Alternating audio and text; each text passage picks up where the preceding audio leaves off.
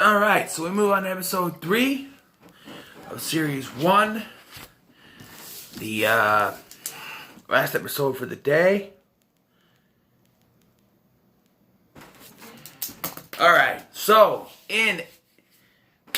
so the doctor decides to take Rose to the year 1860. And he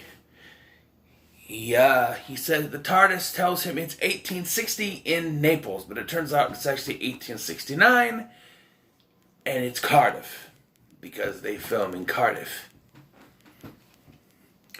And, so in 1869, the dead are coming back to life. And specifically, the woman that they come has decided to, whatever has come up, and has finished any unfinished business of the person who died, I guess, and has gone to see Charles Dickens, of all people, one of the greatest writers in human history. Charles Dickens, Christmas Carol, and all that. And, so the Doctor and Rose, they also meet a woman named Gwyneth, who remarkably can read minds, so to speak. And I think this is how the Gelth, which is what these creatures are called, use the Doctor. As mentioned in my previous review, the Doctor just told Rose about the war he was in, that he lost. And so the Doctor decides to use Gwyneth to do a seance with these creatures, which are gaseous, as it's supposed to be say, kind of thing. They live in the gas in this funeral parlor, which is how they're getting in and taking over the bodies. But the bodies, it's not permanent. And they tell the Doctor that they are victims of the Time War, and they want their bodies. This causes the Doctor to go overboard to help them. And they do by using Gwyneth. But it turns out they're not such good alien creatures. They're evil. And they want to take over the world. And so Charles Dickens comes up with the idea to use the gas because they're gaseous. And so they shut off the flames, and then you have the gas where they are. It draws the creatures out of the bodies again. And then Gwyneth has the idea. Apparently she's already been dead for a few minutes. I don't know. She strikes the match, blows the place up, saves everyone. Quick review, I know, but that's basically it. There are a few things to talk about, actually. That's just the main story, what happens. The Doctor was used by the Gelth. I believe so. It's not, put out there, not like said, oh, they used me. But these creatures, they say that they're victims of the Time War. And then as soon as they get what they want, they turn evil. So it's just like, were they telling the truth? Were they really victims in the Time War? Or were they using Gwyneth to read the Doctor's mind and use that for sympathy?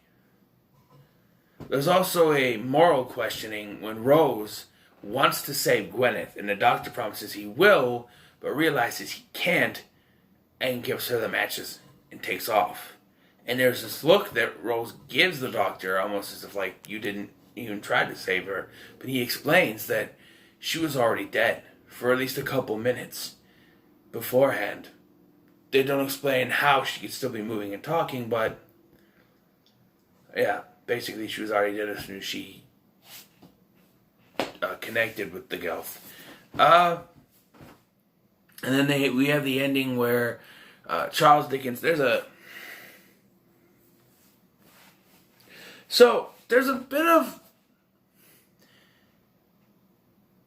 historical inaccuracy. Did they have... Because the Doctor tells Charles Dickens he's his biggest fan, and Charles Dickens refers to fan, fan, that kind of fan. And he says, do you keep someone cool? And I'm just like, did they have fans in 1869? They had electricity, sure. maybe they were using gas. Maybe they didn't even have electricity in 1869 because they were using gas to light the fires. So if they didn't have electricity, how could there be a fan? Because you need electricity to move the fan. That was the whole thing, right? That when they invented that, I don't remember who it was, but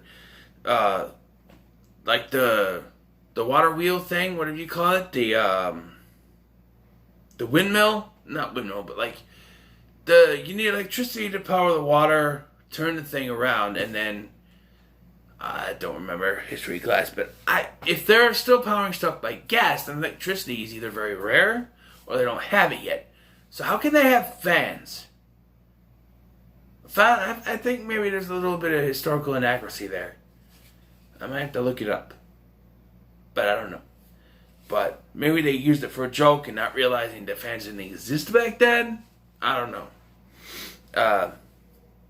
In the end, Charles Dickens decides he's going to dedicate his life to writing books. He has a book that doesn't have an ending yet, and he says perhaps that the killer is not the character's uncle, but someone from another planet. And he's going to start writing books that connect to this. And Rose and the Doctor get back in the TARDIS, and Rose asks the Doctor, "You're just going to leave him with that knowledge?" I was waiting for him to erase his memory, because sometimes they can do that. But it's just like, you're just going to leave all that knowledge to him?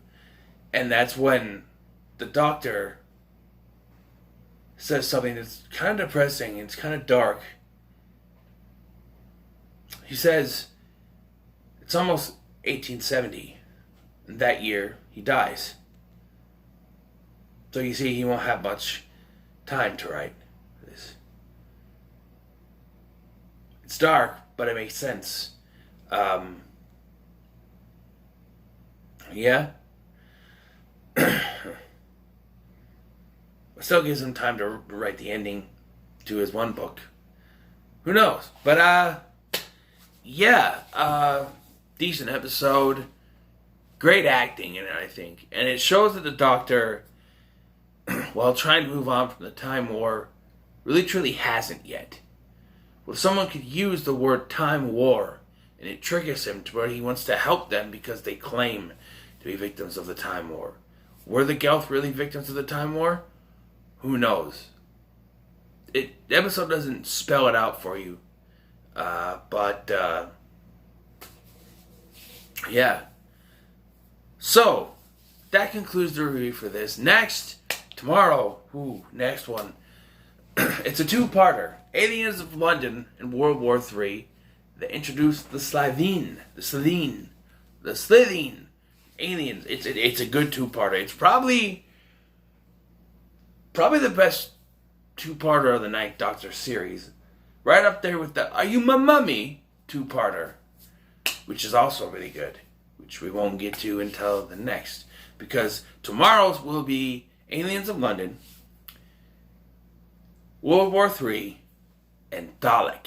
And Dalek is also a pretty good episode, so 3 good ones tomorrow.